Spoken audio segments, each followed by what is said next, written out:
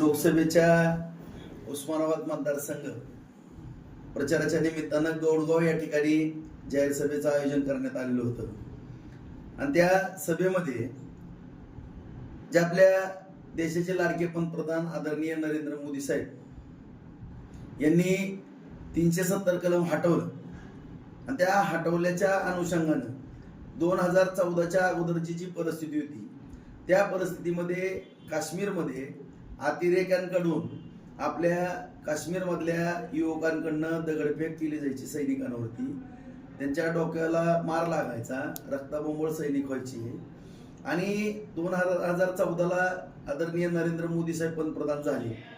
त्यांनी 370 कलम हटवलं आणि हटवल्यानंतर आपल्या सैनिकांना विशेष अधिकार काश्मीरमध्ये किंवा बॉर्डरवरती देण्यात आले आणि ज्या सैनिकांच्या जीवावरती ते आपलं रक्षण करतात सीमेवरती, त्यांच्या जीवावरती आपण या ठिकाणी आपल्या देशामध्ये सुरक्षित आहे, त्यांच्या उदाहरणाचा दाखला मी त्या ठिकाणी गौडगावमध्ये देत होतो. आणि देत असताना पूर्वीची जी परिस्थिती होती 2014च्या अगोदरची, सैनिकांवरती दगडफेक व्हायची, सैनिकांना ठोस अशी कारवाई करत असताना काय अडचणी निर्माण होत असायच्या.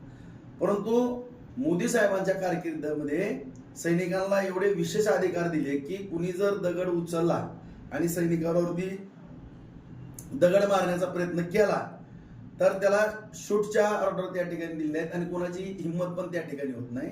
आणि त्या अनुषंगानं मी जे उदाहरण देत होतो की कुठल्याही कुणाच्याही माईची पूत त्या ठिकाणी हिंमत होणार नाही, अशा पद्धतीचं पूत म्हणजे पुत्र.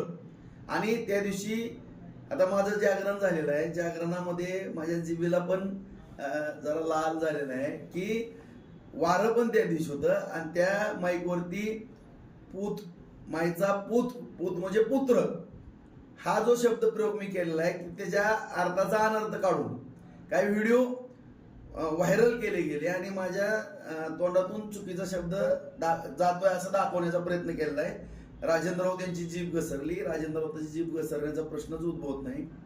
माझ्या सभेला असंख्य माता भगिनी असतात, परंतु तोच व्हिडिओ विनाकारण दाखवून माझ्या माता भगिनींचा पण अवमान करण्याचा काही नालायक प्रवृत्ती या ठिकाणी काम करत आहेत.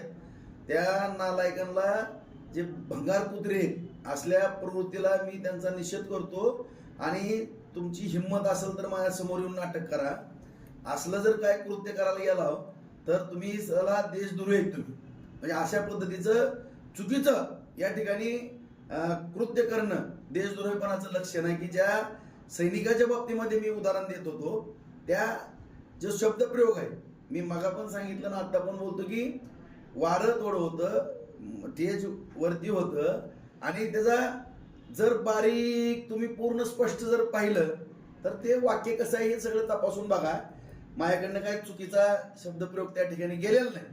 मायचा पूत हा जो शब्दप्रयोग मी करतोय तो पुत्र अर्थ होतो, त्याचा एखादी शिवी दिल्याचा असा भास केला जातो, तो अत्यंत निषेधार्थ आहे. अशा नालायक प्रवृत्तीचा मी निषेध करतो आणि असली माझ्या विरोधात काम कुठील कारस्थ करणारी जी नालायक प्रवृत्ती आहे आणि तुम्हाला जनाची नाही मनाची तर ठेवा जरा. मी कुठलं उदाहरण देतोय त्या सैनिकांच्या उदाहरणाच्या बाबतीमध्ये असा जर अर्थाचा अनर्थ करत असाल तर इतके तुमच्यासारखे नीच आणि नालायक माणसं मी बघितलीच नाही.